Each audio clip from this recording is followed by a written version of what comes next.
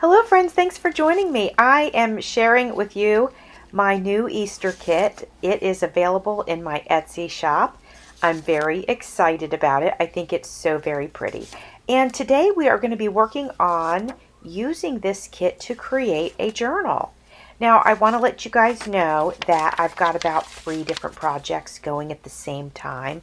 I usually like to put my videos out consecutively, sort of grouped together for the projects. But that might not happen this month just because of, it just might not happen this month. So I just wanted to let you guys know that, but there will be most likely another video while I'm creating this journal, as well as the flip through, of course. The image that you see here is actually vintage wrapping paper, the image with the umbrellas. It's so precious. I absolutely love it. And I ended up gluing that onto the back of one of my kit pieces. So like I printed the kit out on some copy paper, and then I glued the wrapping paper onto it. So that's why I'm putting an edge here, because the wrapping paper, the cut wasn't quite big enough to cover the page. So I'm just doing some edging here so that that white part is not showing. To cover the white space on top, I'm going to go ahead and use some checked ribbon. Since the piece of scrapbook paper that I put on the bottom is pretty busy, it's rain boots, so it's kind of cute with the umbrellas,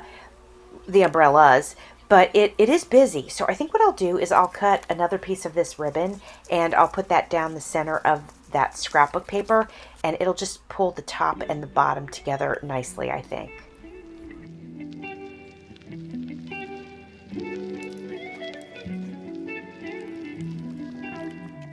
I'm just cleaning up the edges of the ribbon. I find it easier for me to do it like that rather than cutting the ribbon to the exact size of the page and then gluing it on. And I say that because if it's the exact size, like, you don't have any extra to like hold on to when you're putting it down. Or what if you didn't get it centered perfectly, but the glue grabs and then you're sort of stuck with a bad situation. So I always have a little extra just to give me some freedom to work with it. And then I just cut it off once I've got everything placed where I want it.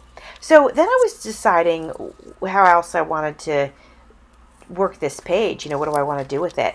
And I've decided to make this page a writing page. So I grabbed some pink copy paper that I have in my stash, and I decided to tear the edges and have it as like writing paper pads.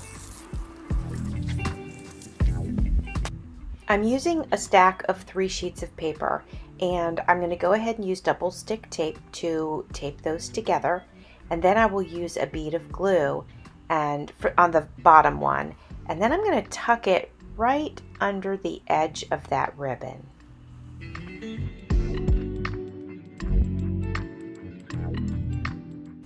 As we know, hindsight is 20/20, and as I was looking at my stacked pages with the torn edges, I thought they were kind of plain. So I'm taking a marker and I'm just running it along the edge, and it gives the same effect as if I were inking it. And I want to let you guys know that if you don't have a collection of different color of inks, you don't have to. If you have markers, you can just do what I'm doing, and it has basically the same effect. So I think I want to add a little piece of ephemera to these pink pages because they're a little bit plain, and I have chosen to cut out the word kind, and I am using my decorative scissors. And now I'm going to go ahead and use some pink ink around the edges.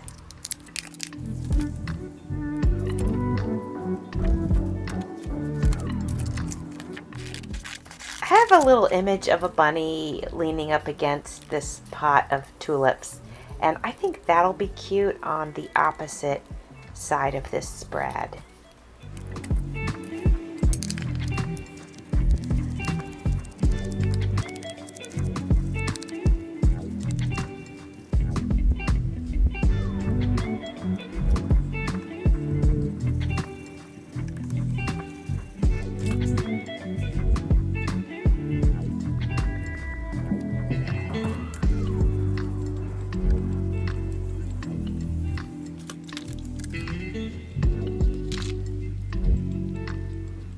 This spread is good for now. I might add some details later, but I think I want to move forward and go to the front page and see what we want to do there.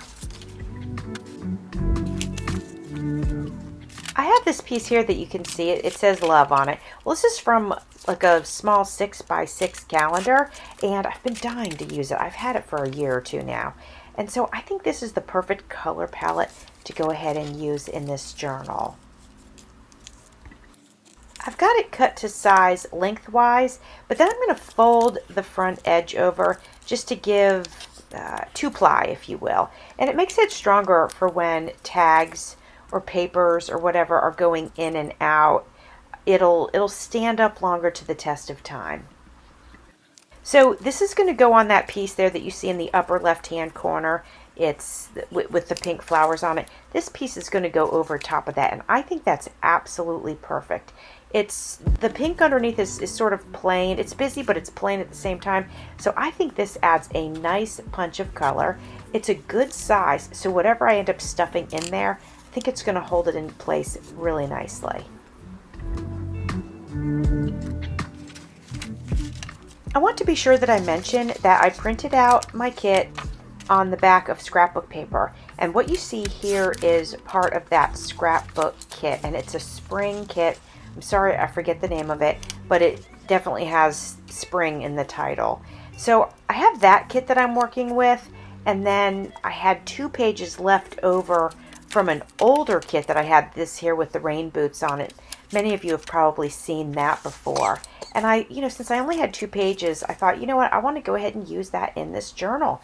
Let's use my stash. So it makes me feel good that the colors are working well and that I could put it in this journal, and I think it's a cute addition to it.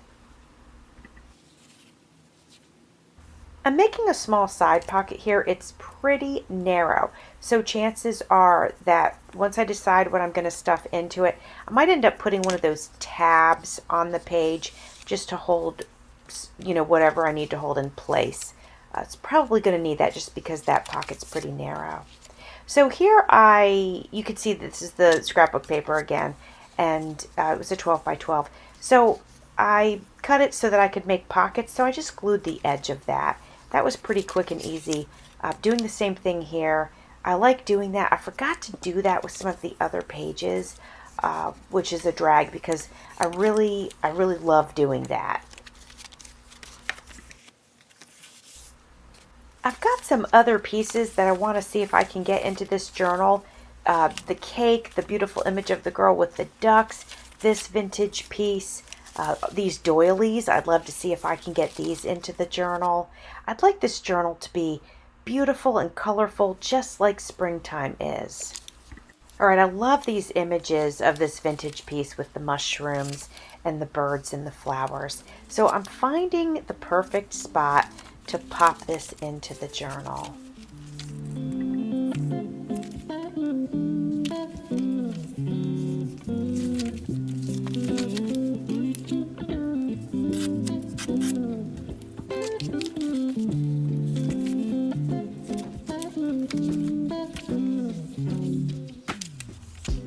Now, trust me when I tell you, I absolutely love this vintage image with the guy fixing his lawnmower and all of that kind of stuff.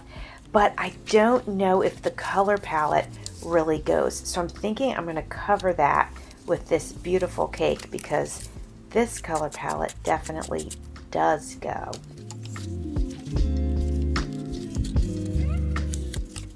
I'm going to put this image on in such a way that you can flip it up and still see the other image. I don't want to glue this piece all the way down permanently because we don't want to not be able to access the other image, but we just don't want it sort of, what do you call it? When something's fighting against something else, But we do want to be able to see it because it is adorable. Now, because of the way that we put our journals together, we know that we're going to have to deal with it over here on this side as well. So I think what I'm going to do is make a paper flip. So I'm going to use this wrapping paper. on top of a piece of paper that can be written on. So I am just tearing it to size, and then we will adhere it. So some of the green and orange image will be exposed, but I'm okay with that over here because the green goes really nicely with the green in the umbrella wrapping paper. Look how good that goes.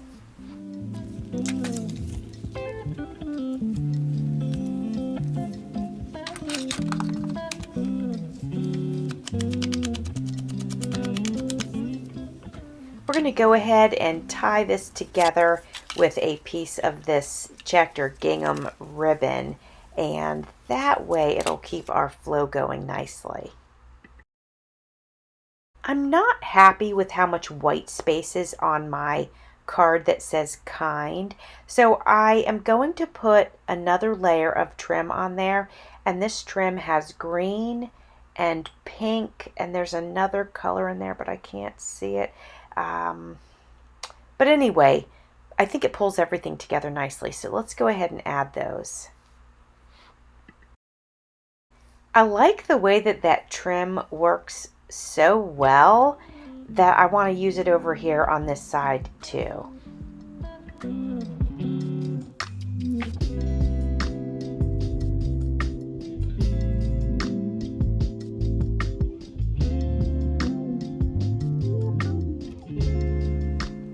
I feel like I need to do a little more dressing up on our bunny and our flowers over here. So I have grabbed my stickles and I'm going to go ahead and add some stickles to this image. Now, since I'm going to have to let these stickles dry, I'm going to have to be super, super careful, or maybe call it a night. All right, before I call it a night, I think I'm going to go ahead and add a small piece of trim on top of the pink gingham trim.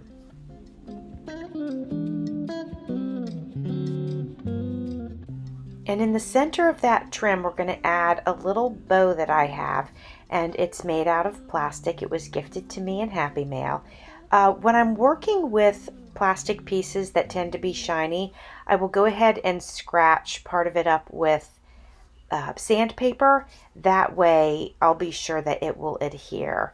I know that I've mentioned this many times, but it is worth mentioning that when you have a shiny surface, it's not porous. And if it's not porous, it might not stick long term. It may stick temporarily, but not long term. I hope that you like the spreads that we worked on today. I'm pretty happy with them. Thanks for watching. See you soon.